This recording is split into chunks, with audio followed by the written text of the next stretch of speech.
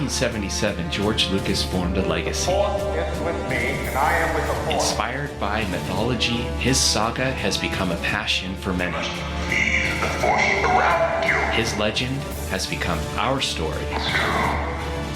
All right. One of resistance, We are the spark that'll light the fire that'll burn the First Order down. rebellion, Rebellion is built on hope. and redemption. I am a Jedi, like my father before me. This is Star Wars Reactions. Remember, the Force will be with you, always.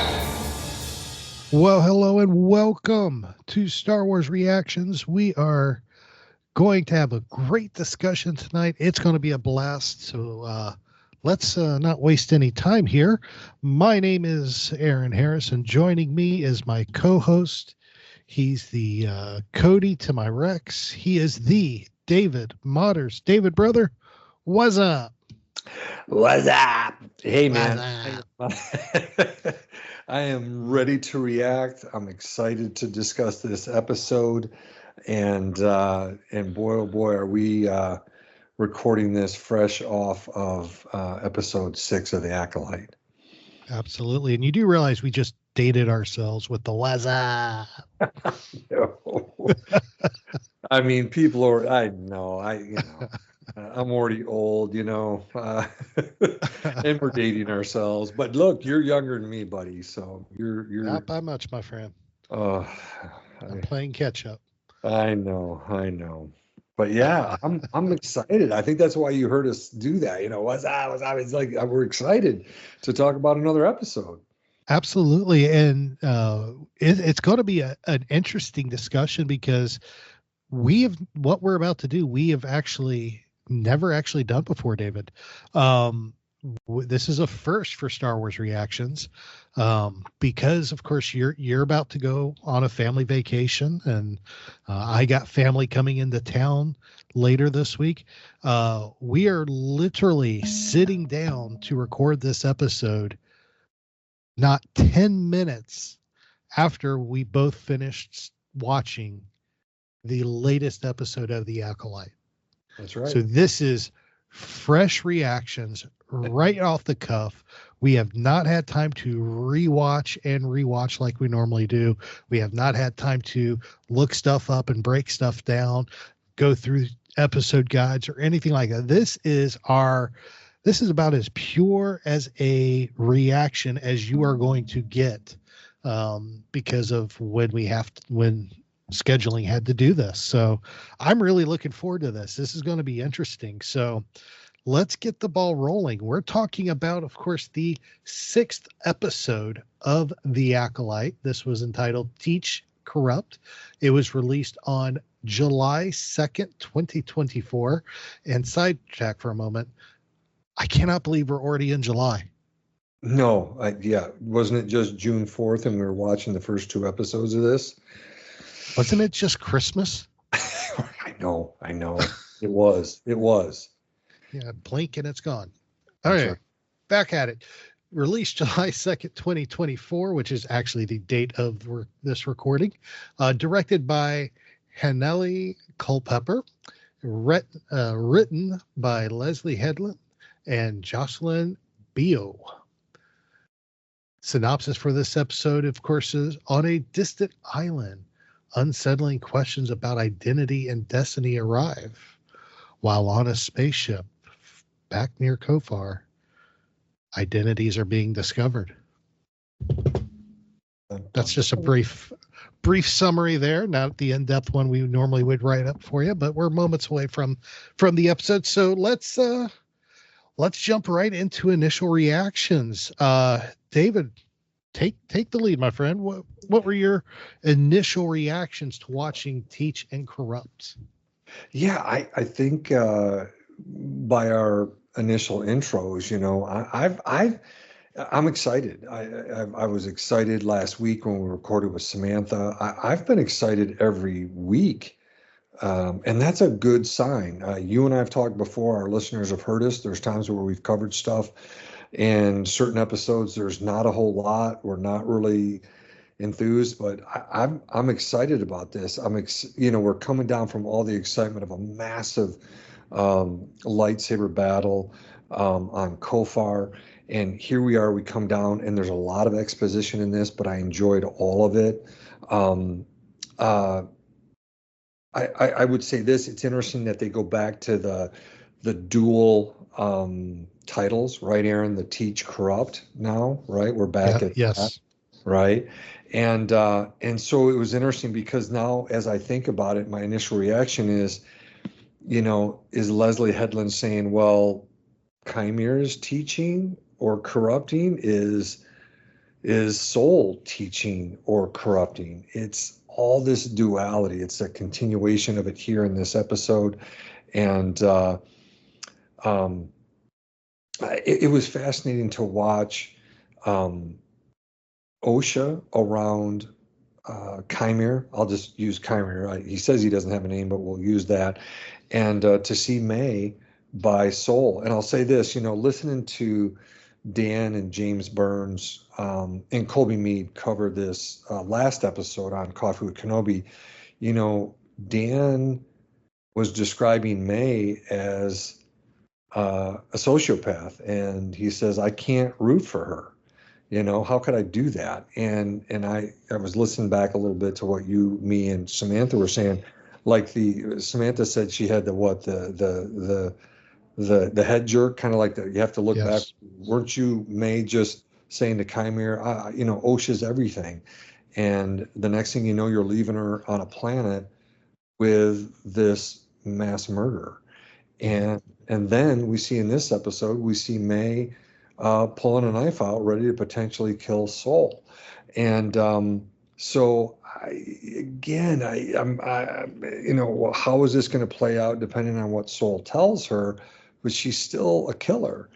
And so that is a fascinating thing. Osha, I don't know what her pull is right now to the dark side. I guess she's surrounded by it. And Qimir is using all his dark side Sith tricks, just like Palpatine did with Anakin. So, gosh, I know I'm just babbling on, but was so excited about everything in this episode. And again, I'm ready for next week. So what about you, buddy? Well, man, this was I as soon as the episode ended, I posted on my personal X, Twitter X, as you call it. Simply, I just simply tweeted, "Wow, oh wow," because that was definitely my reaction. Because we come off this huge action-packed, basically 2-part episode with day then night, action-packed, a lot of things going on, and we get this immediate follow-up, which is very much a character building episode, which normally when that happens, you're just like, okay, you kind of miss that action, but this was just so well done. I was just sitting at the edge of my couch watching this, because I could actually watch it on the big screen in the living room because my whole family's gone, and just sit there and was like, this is mind-boggling. I loved how they are playing the Q-Man, as I called him in the last episode, Qimir / a stranger, playing him with Osha, and the ease and the smoothness of his manipulation being done, and Osha resisting but beginning to understand it. You get it, it's very complex. Then of course the whole situation on the ship with May, who's pretending to be Osha, and of course dealing with Bazil running around, and the ship breaks down, and of course because she's pretending to be Osha, she has to fix it. And so it's very unique storytelling. So I would definitely say this is, when it comes to the live action shows, and keep in mind, I loved Andor, I loved Ahsoka, Mandalorian is incredible, Boba Fett was good. I got to say, this is probably some of the best storytelling we've gotten in the live action series. I completely agree. Absolutely the best storytelling out of all of the live action series. And that's a credit to the writers and very much a credit to Leslie Headland, who is just is telling a incredible story. And I know there's a lot of rumors going around right now about whether we'll get a second season or not. I'm going to just not going to discuss it. I'm just going to say this. If they don't give her either another Star Wars project or another season of The Acolyte, they have done fans a huge disservice. Yeah. And to be honest, coming into this series, I had my questions about it. But she is, and I never thought that's something I would say at before the series premiered, but I am 100% sold. This is incredible storytelling. So we'll leave it there. So let's jump into some talking points that we've kind of jotted down in a hurry to that we noticed and we wanted to talk about in this. And of course, I think the big thing in this episode is Qimir and Osha and their interactions. Mm-hmm. And because he's not being a forceful Sith Lord. He's not being this strong-willed, I'm going to break you to dominate Osha. No, he's like, well, if he goes swimming, lets her steal his lightsaber. Mm-hmm. Just talks to her. He's like, well, if you're not going to join me swimming, at least let me get out and put my robe on type deal. He's not being demanding. He is not pushing her one way or another. He is simply being kind, which is ironic to say. He's manipulating through gentleness and kindness. Mm-hmm. And for somebody who constantly pushes, be kind, be kind, be kind at the end of each one of the episodes, it kind of blew my mind for him to be doing this. So I want to get your thoughts on the Qimir's interactions with Osha and his attempts to just lure her and seduce her to the dark side. Well, here's the sign of good writing, right? I can talk for hours on this, you and I both. And so let me hit a few points in my mind. First of all, and I think maybe you and I talked about this on a previous episode covering the Acolyte, but it's that concept of how do you kill a frog, by turning the water up slowly, right? You just kind of do just slowly. That's one of the first things I thought about as he's talking to her. The other thing is, again, I have Palpatine in my mind. I see him talking to Anakin, befriending him, talking to him calmly, slowly but surely introducing doubt, right? Again, I go back to the opera house where he's, introducing this doubt into Anakin's mind. And that's what I thought about when you see him having that conversation with her.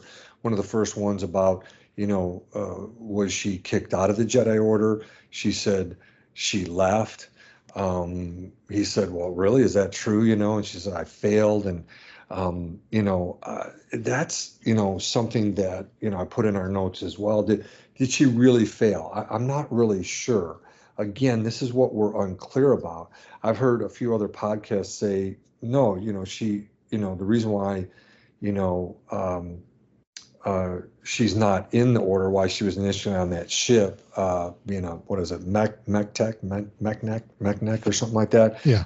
Because Indara kicked her out of the Jedi Order, but I always heard, Osha saying that, she decided to leave. But now again, it's pretty murky. And again, I think the writers want this kind of, what is the truth there?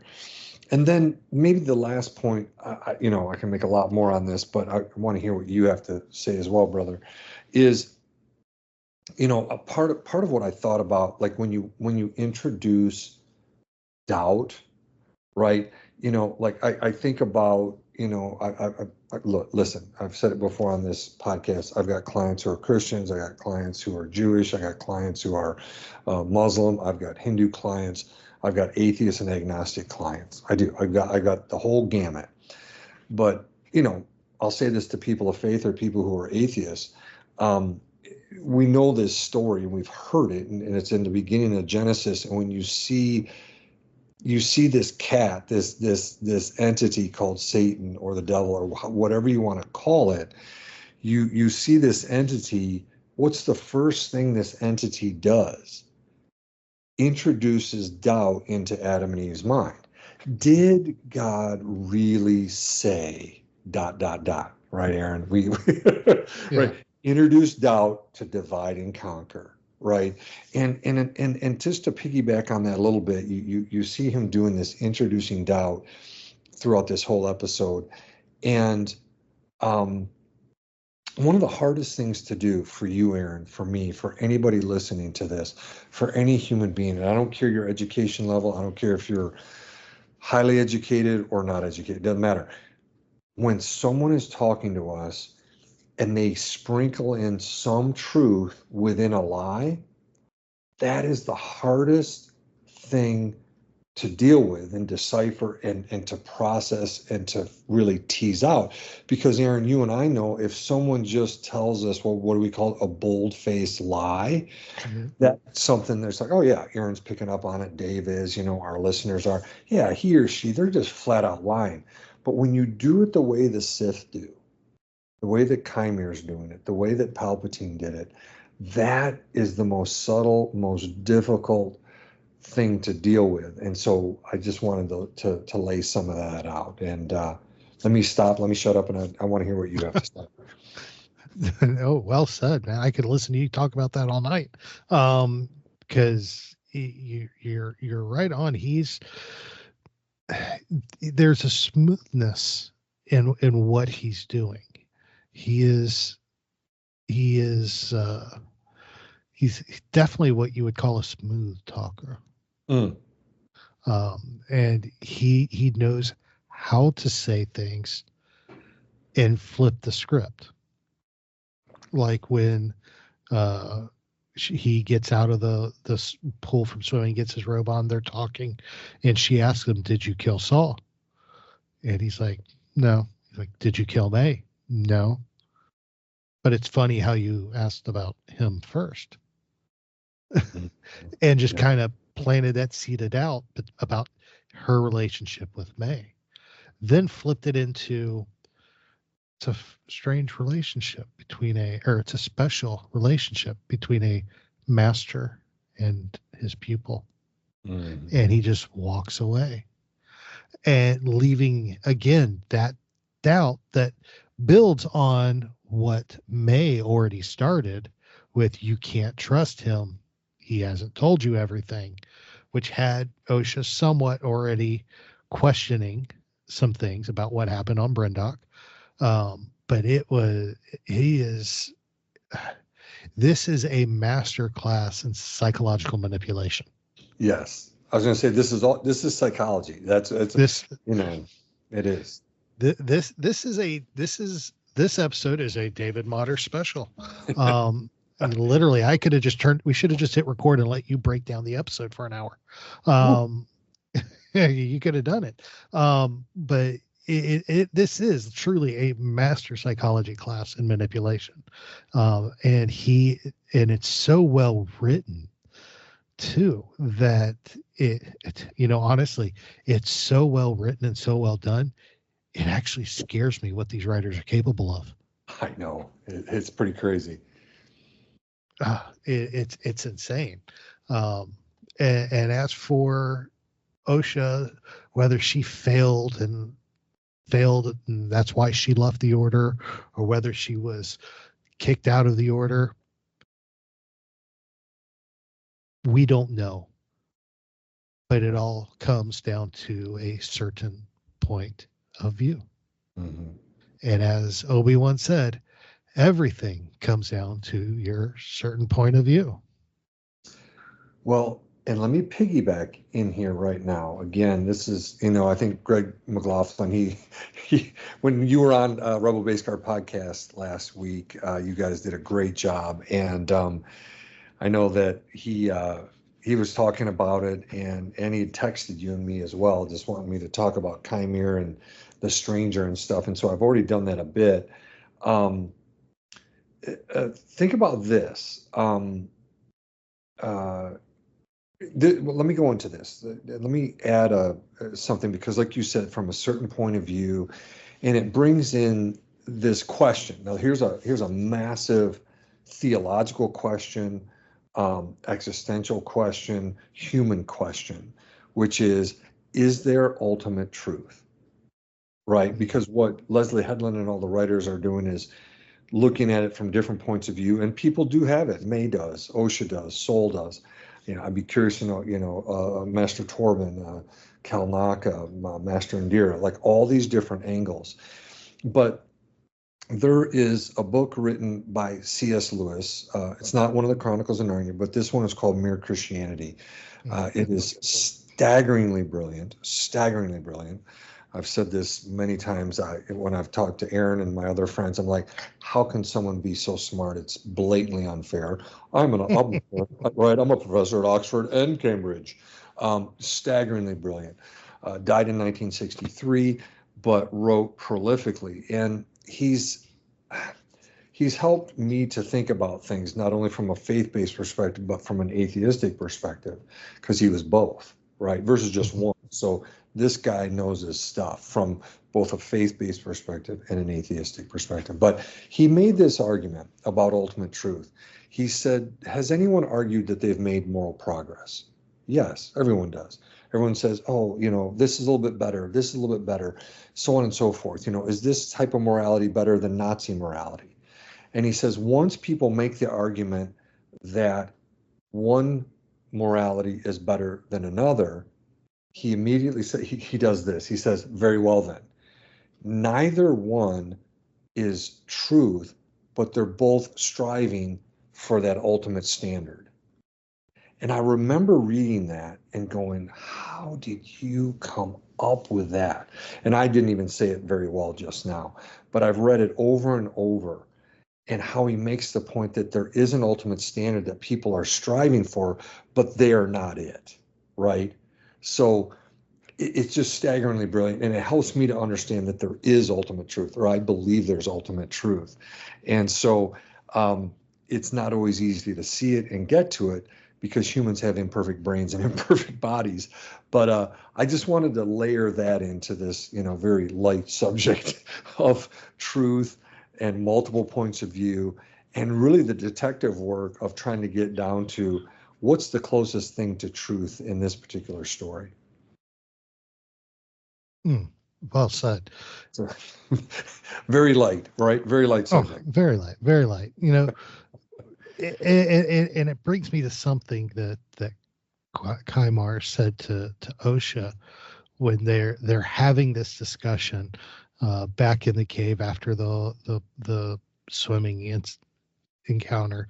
They're in there talking about Jedi and the Force, and he makes a statement to her talking about how her relationship with Saul is one-sided.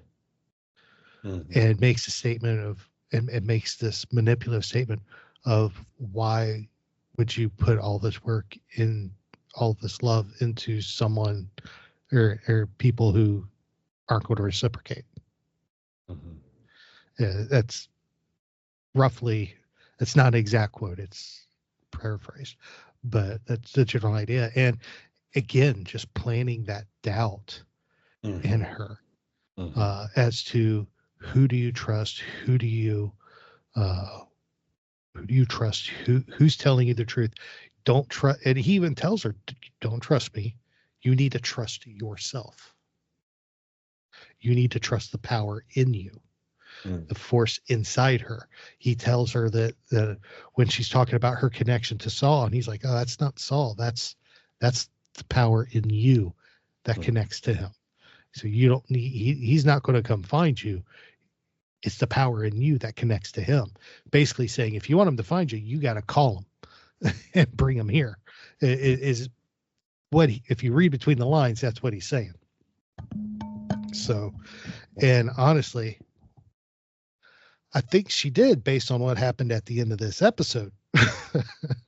Because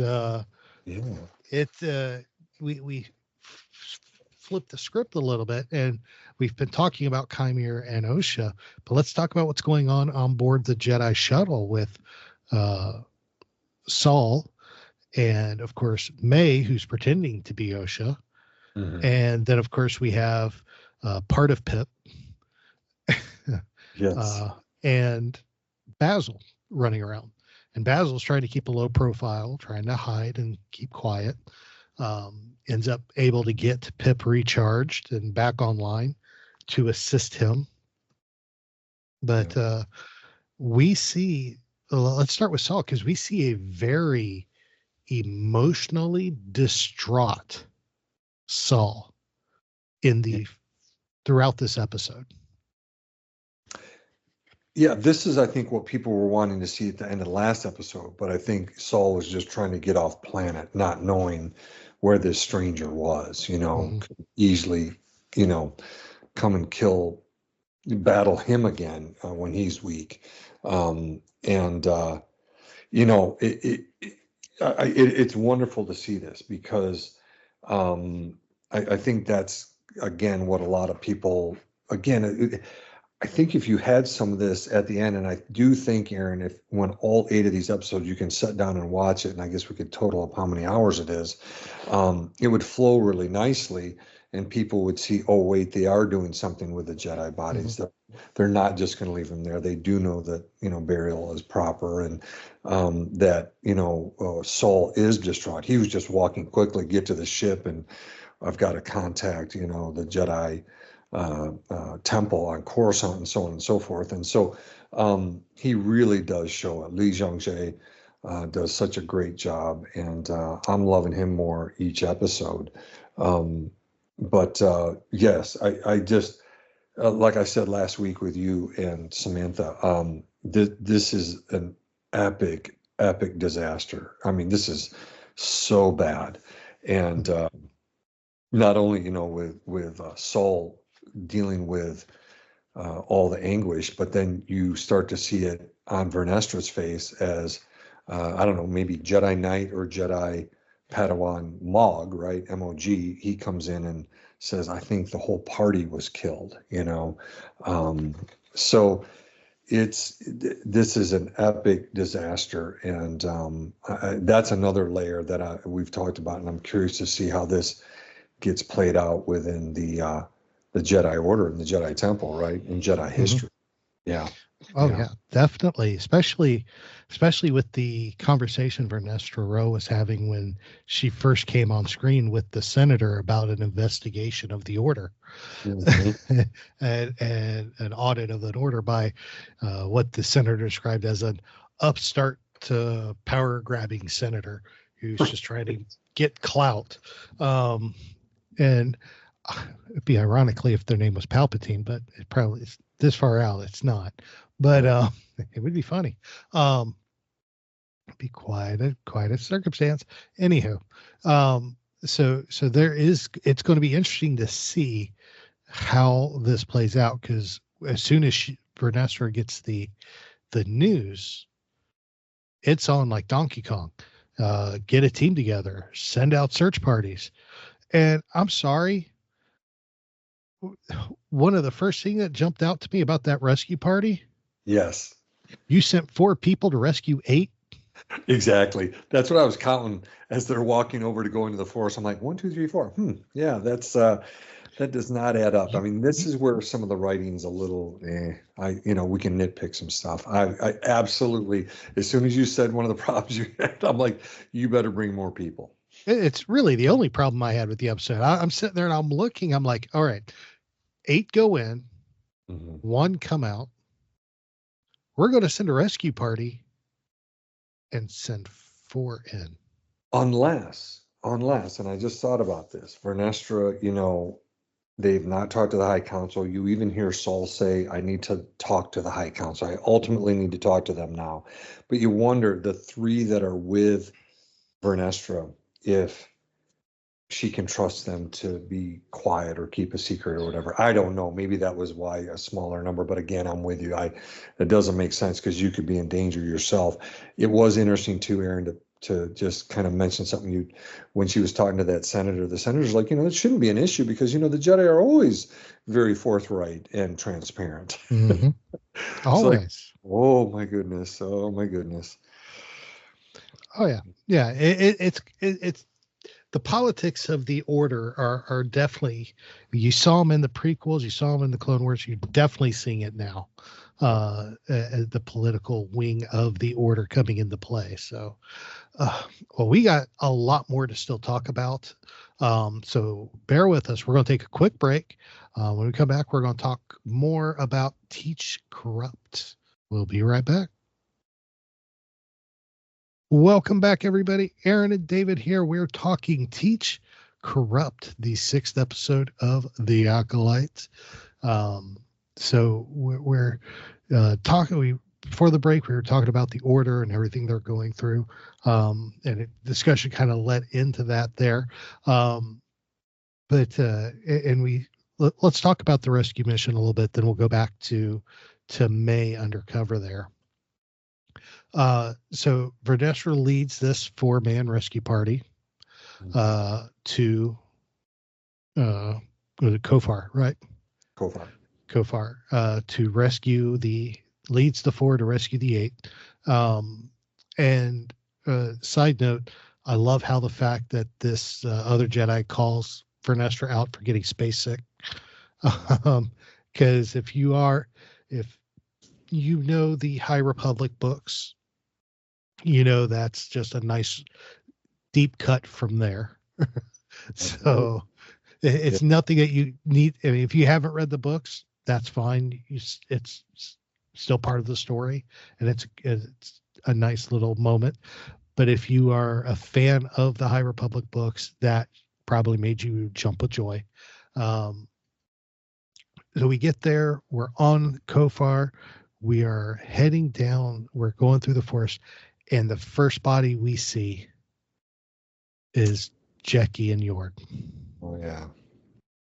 And I can honestly say I was not prepared for that. Yeah, that was rough. That hurt. I was not ready for that. And of course, as they come across the body, they split up and they start looking for the others. And of course, Vernestra and this Jedi that's with her is actually a Padawan. I don't know if you noticed the Padawan braid. Oh, okay. M-O-G. Yes. Yeah. Padawan Mott. It's a Padawan. He's got a Padawan braid, or if not, they've just really jacked up the No, I didn't see that. I'm glad you saw that. I usually a second, third view, I'm like, okay, I can pick it up. So thank you for the help there. So he's a Padawan. So I wonder whose Padawan he is, if he's Vernestra's or not. I don't know. It'd be interesting to find out. But he is following Vernestra, and he obviously is, and he's just taken back by everything. He's like, what happened here? And she's like, well, and Vernestra is, and I like the fact that we're seeing Vernestra teach while investigating. Tell me what do you see?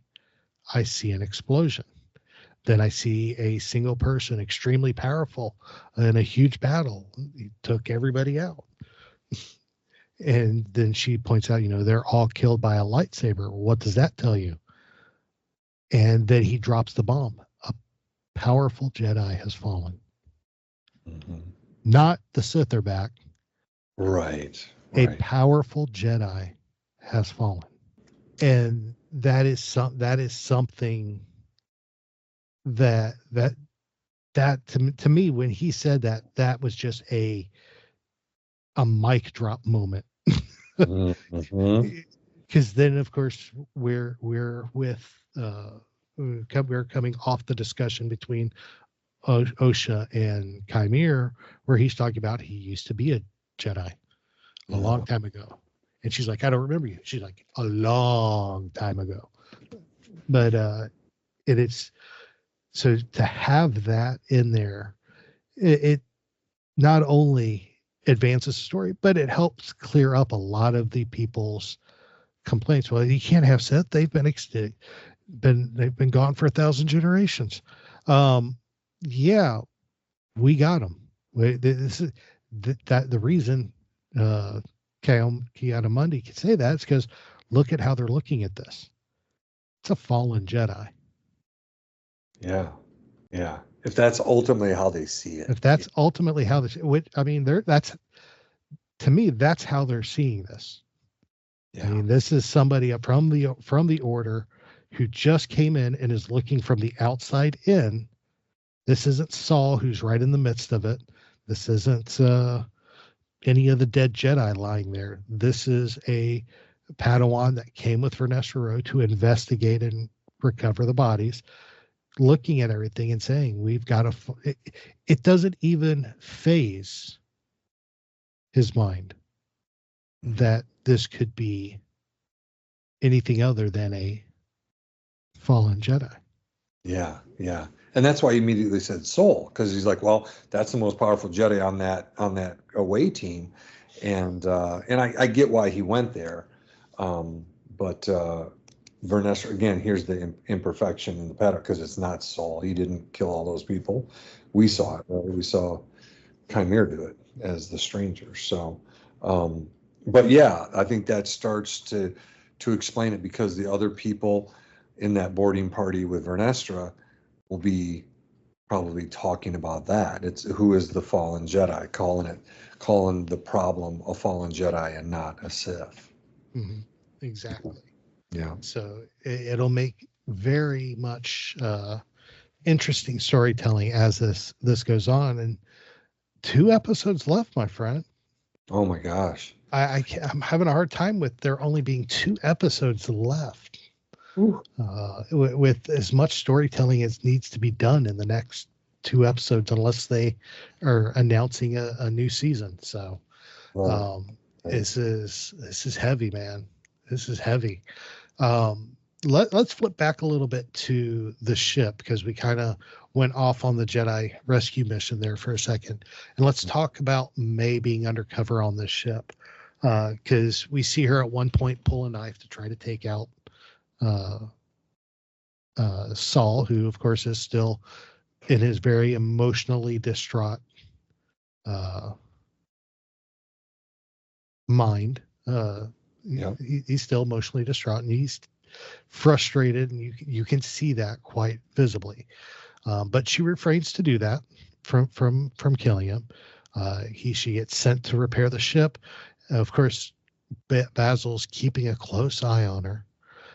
He takes Pip to one of the maintenance bays, gets him charged back up to help, and then Pip and Bazil spring a trap for May.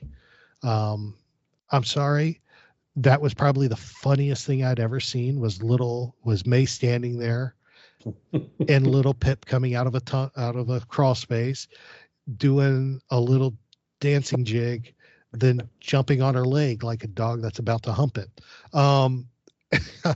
That's kind of what it felt like for a little bit. And he steals her flashlight and runs away.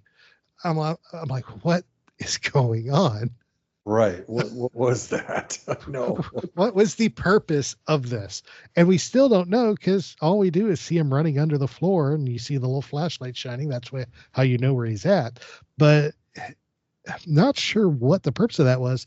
But we do see, of course, Pip run distraction for him, because Pip is plugged into the computer, or to a outlet right there next to May, and ends up using Pip's computer skills to squirt May in the face with oil. Right. To which May gets mad and picks up Pip and Control-Alt-Deletes it. Right. Control-Alt-Delete. Literally, it literally looked like she was power cycling an iPhone. Button on the side, button at the base, press and hold, count to 3, and it restarts. And I love how she said she was setting it to factory settings. And this is one thing that intrigued me too, because we have May, who's the bad guy, supposedly in this, reprogram Pip, or not reprogram, but power cycle Pip. And when Pip comes back on, instead of his lights being white, they're red. Yeah. Yeah. So now we got evil Pip. I know. It's like when 3PO got power cycled in Rise of Skywalker and his eyes turned red. Oh. It's just got this same feel to it. Yeah. It's crazy. Then, of course, we find out things proceed a little bit.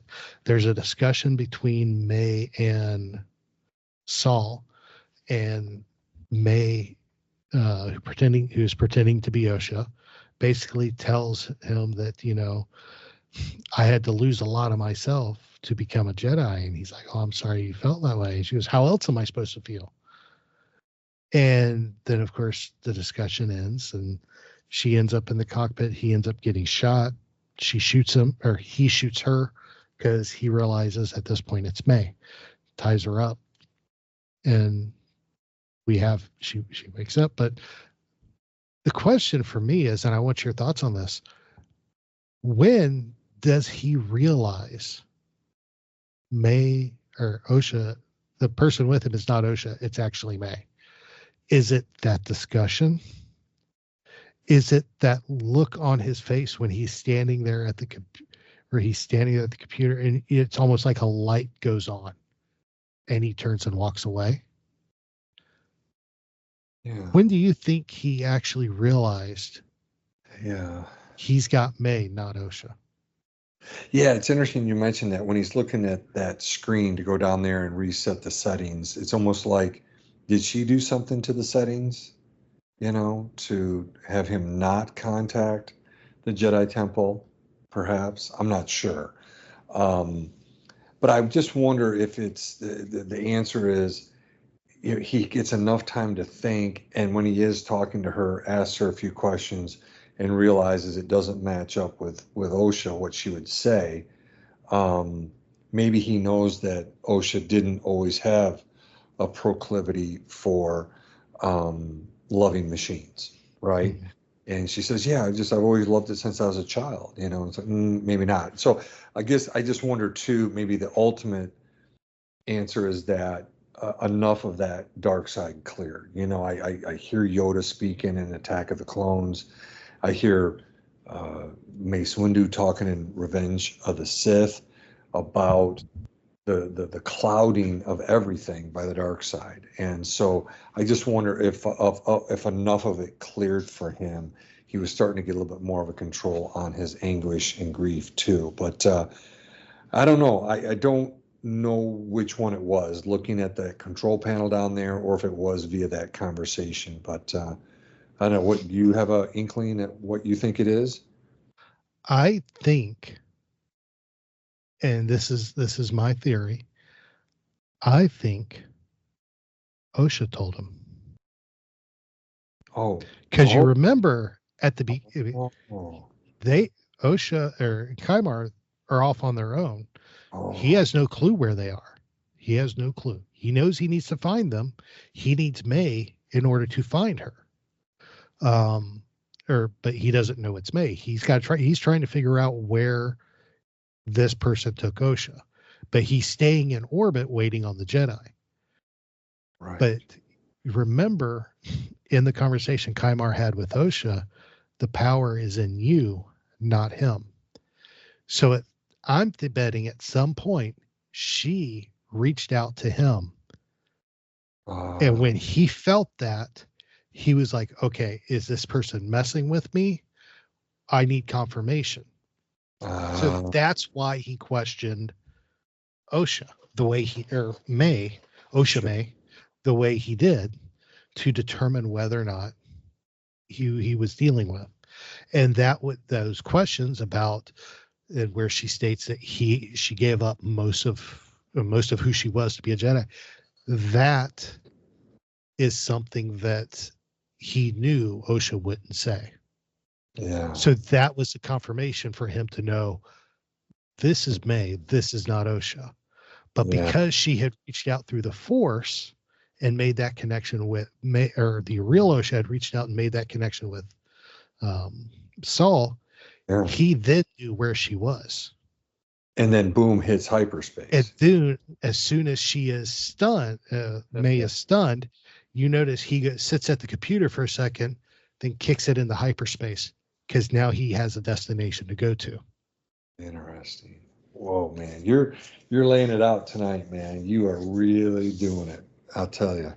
So that's how I'm reading this. That's how I'm feeling it. Is that Osha, because of Qimir, May purposefully reached out and contacted him. You think maybe even Qimir knew that she would and wanted to bring Soul there? Absolutely. Yeah. Absolutely. He doesn't say anything. Yeah. For no reason. So these last two episodes, of course, they said this is an unknown planet. They specifically put that on there. Mm-hmm. And you and I were talking just before we recorded. We're like, that's Octo, right? From right. Yeah. Well, Last Jedi and End of the Force Awakens. Yeah. That's it. That's what it feels like. That's what it looks like. Yeah. The only thing missing were the porgs. Right. They had little family of something there. Maybe they were pre-porgs.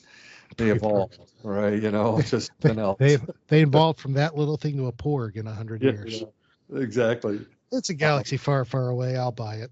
Yeah. Yeah.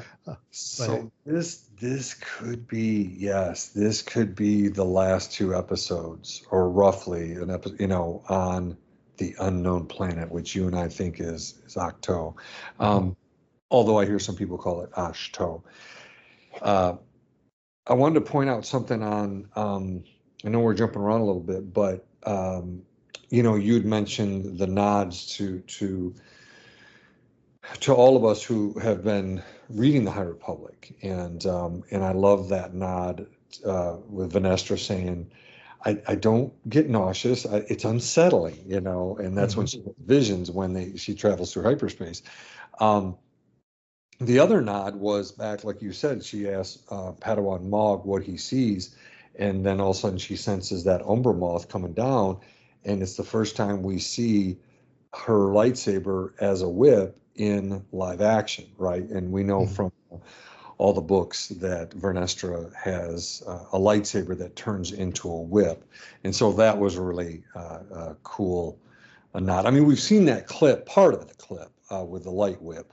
And so I just want to make in the sure. Trailer, want to make sure I pointed that out as well. I'm liking the nods to everything that I've been reading for the last 3 years, since January 2021. So very cool to see that in live action.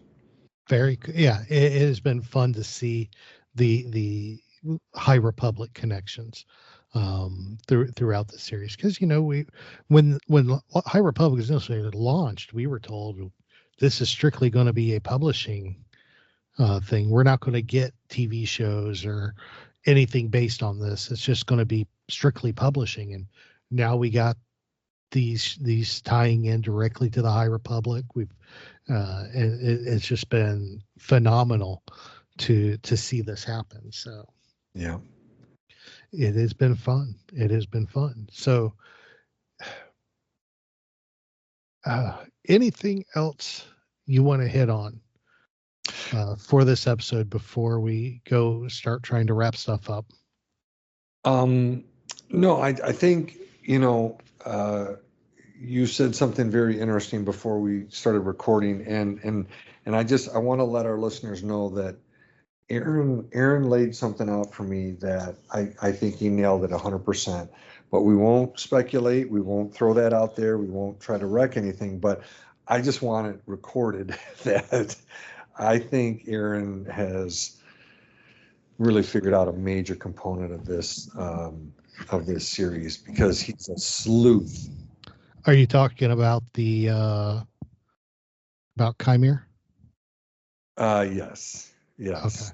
Yes, about Qimir, and yes, and we can say it. I mean, I mean, let's just talk about where you got the scar from. She asked. Yeah, she said that did come up in the episode. She asked him where she got the scars, and he just kind of looks at her, and he's like, "It looks like you were." It was a lightsaber injury, and when you look at the scars, they look more like a whip injury. Mm-hmm.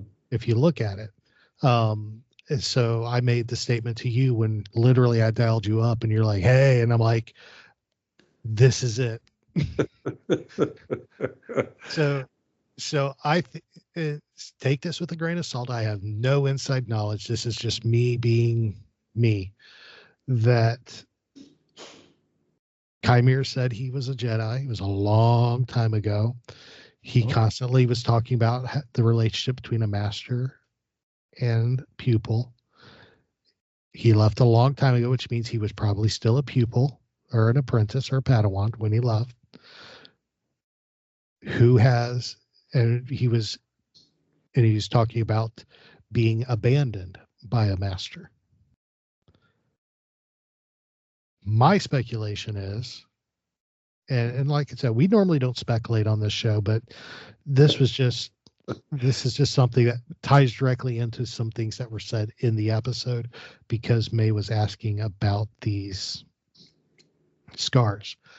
I'm thinking Vernestra Rwoh was his master.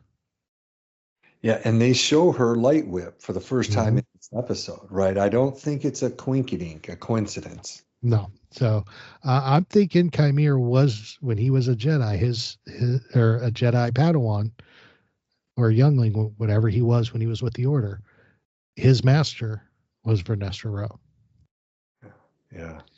And part of when something happened when he left the Order, which was when it ended up being, whether it was accidental or not, we won't know the story, but those whip scars, lightsaber whip scars, are from her somehow.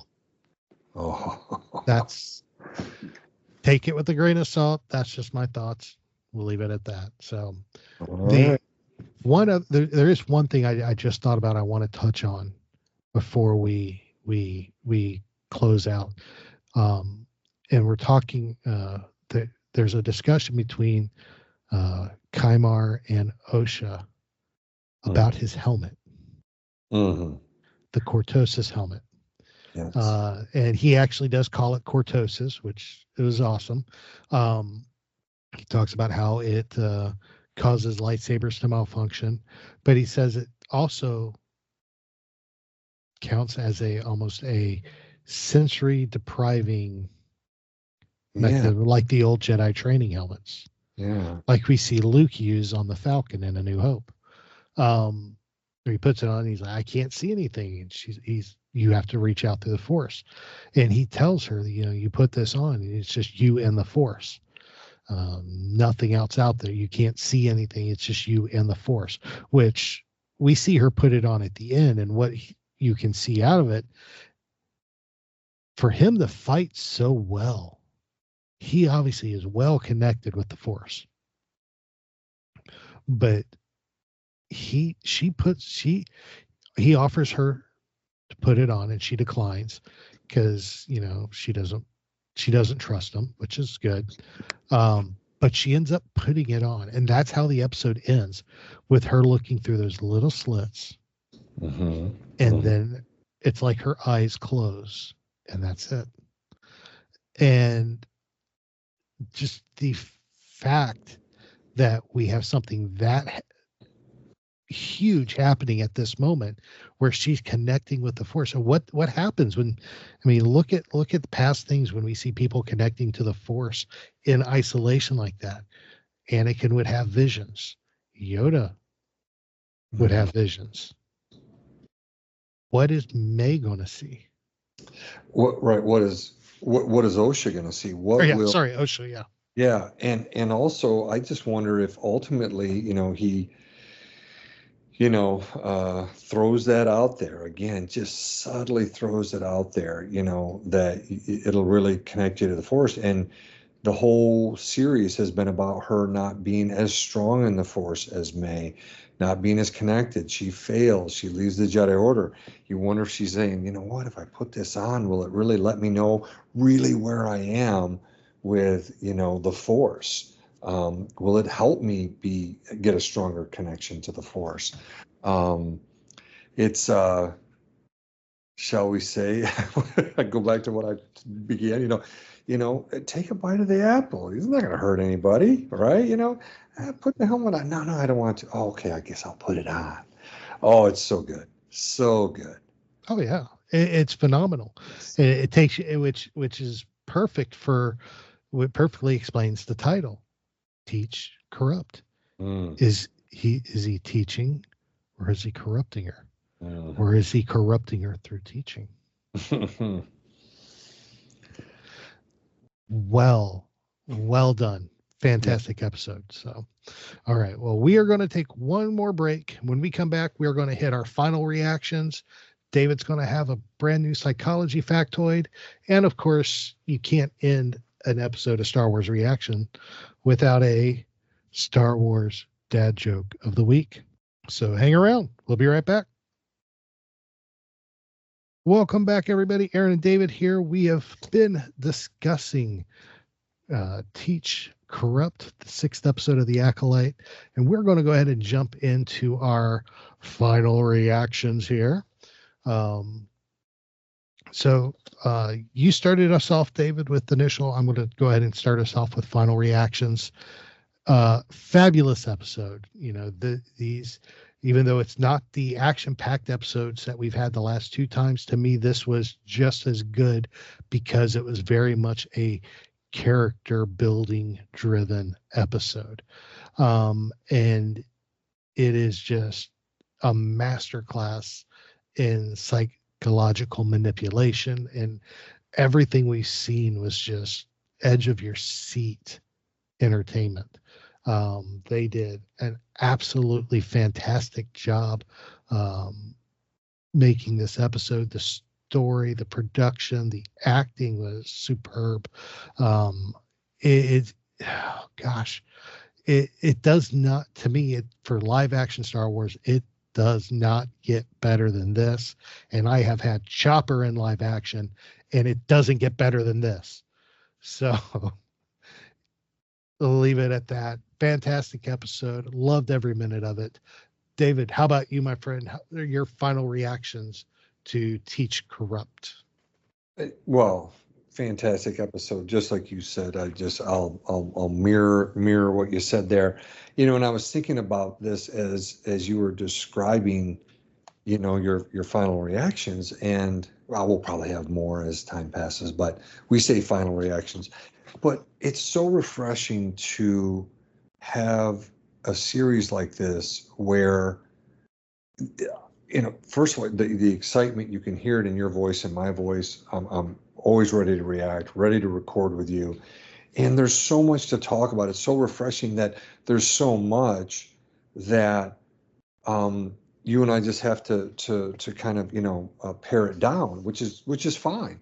But that's a very refreshing thing, that there's a series creating so much discussion about the Jedi, about the Force, about the Sith, this history before the Phantom Menace. It's just wonderful, and I'm loving it. I mean, I do think there is some plot issues with May, kind of that maybe she's just stayed along her sociopathic route that we've seen from the beginning. But Other than that, I've really, really enjoyed this. I love the nods to the High Republic. I mean, I know it's set in the High Republic, but this is really towards the end, and you can see it.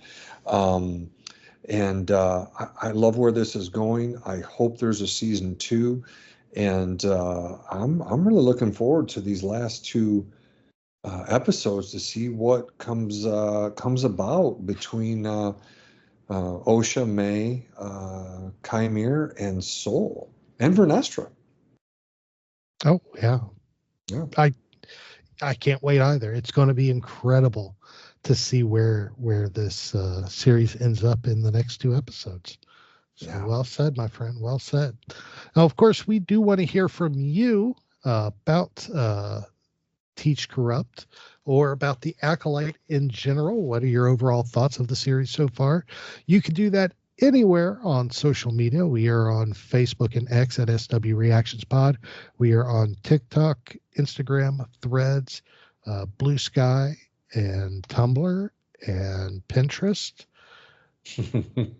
at SW Reactions. And of course, you can email us, swreactions@gmail.com, or leave us a voicemail at speakpipe.com/Star Wars Reactions. And of course, you have links to all that in our show notes. All right. David, my friend, the floor is yours. Take it away with this week's Psychology Factoid. Yeah, no, and I feel like the whole episode here was a whole psychology corner, right? Usually the psychology corners are longer, but it's been fun to talk psychology this whole episode, and now in the factoid. Now, last time when we finished up episode 5, I introduced the growing research and interest in psychedelics, okay, to help people with treatment-resistant conditions like treatment-resistant depression and treatment-resistant anxiety disorders. And so in this psychology factoid, I'll briefly give people descriptions of the psychedelics being researched and used in treating conditions that haven't responded to the traditional medications and therapy. Remember last week I mentioned these conditions being resistant to SSRIs, right? Selective serotonin reuptake inhibitors, and traditional psychotherapy. So let me give you the 4. The first one is the initials are MDMA, and this is on the street. It's called ecstasy or Molly. It's described as an empathogen. It can increase the sense of connection and empathy toward oneself and others. And one of the comments made in the article, and again, it's from the APA Monitor, it says that talk therapy will most likely be required with this psychedelic, and it looks like it could be effective for PTSD or post-traumatic stress disorder. And also, it's looking like it may be effective with substance use disorders. The next one, ketamine, can lead to feelings of being outside of one's body and having different types of altered consciousness. Can be an effective treatment for treatment-resistant depression and substance use disorders as well, probably with a therapy component. The third one is psilocybin. It's the compound that's found in magic mushrooms. It looks effective for depression, perhaps substance use disorders, existential distress, and headache disorders. Can't tell you the number of people I deal with and work with and try to help who deal with, that's a more appropriate way of saying it, with headaches. So that would be interesting if psilocybin can help there. And the fourth one is LSD, right? That's potentially effective for substance use disorders. And it was just granted what's called, quote unquote, breakthrough therapy designation by the FDA, right? The FDA is the Food and Drug Administration in our country. And so it's got that designation for the treatment of anxiety. So it's full speed ahead with these things. And next week, what I'll do is talk a little bit about what researchers believe is maybe the mechanism of action or how these things help with treatment-resistant conditions. So that'll be part 3 of our look into psychedelics. And then, of course, with episode 8 of The Acolyte, we'll do part 4, all right, of the Psychology Factoid. There you go, Aaron. Very good. Very good. Of course, if anybody wants to ask questions about the factoid or about Star Wars, talk Star Wars in general with you, sir, how would they go about doing that? Absolutely.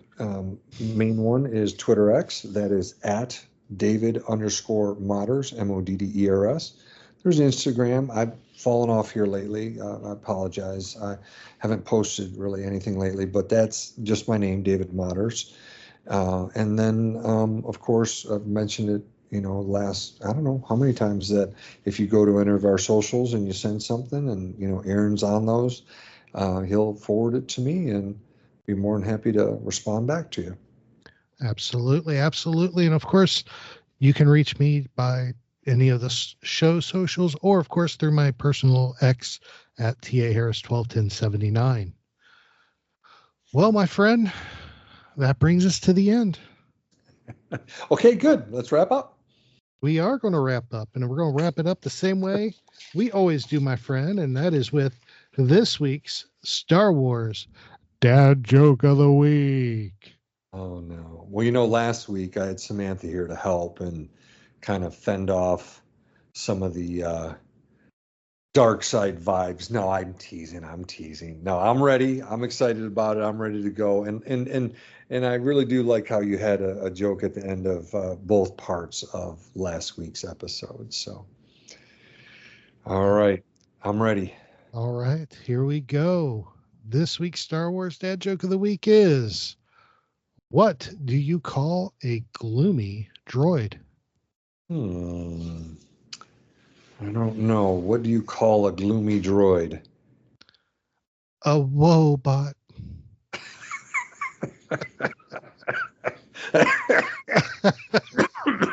I got him, folks. I got him. Oh my God. A woebot. Woe is me after that one. A woebot. Yeah. All righty. Well, David, this has been a blast as always, my friend. Well, like you said, it's a first, recording this quickly after an episode, within minutes of it ending. That was really fun. It really was. We may have to do this again in the future. Yeah. We'll just have to see. So, all right. We thank you, everybody, for joining us this week. It's always a pleasure to have you joining us on this adventure. We appreciate y'all. We love y'all. We're praying for y'all, wishing y'all the best. Remember, do something kind for somebody. It's a year of kindness. Do something good for somebody. Do something kind. It'll rock your world. I promise you it will. It's never a bigger high you'll have after doing something good for somebody. So it's the best you can get. So remember, this is your place for elegant discussion for a more civilized age. This podcast is not endorsed by the Walt Disney Company or by Lucasfilm Limited. It's intended for entertainment and informational purposes only. The official Star Wars website can be found at www.starwars.com. Star Wars. All names, sounds, and any other Star Wars related items are registered trademarks and or copyrights of Disney and the respective trademark and copyright holders. All original content of this podcast is the intellectual property of Star Wars Reactions unless otherwise indicated. Star Wars Reactions. Elegant discussion for a more civilized age.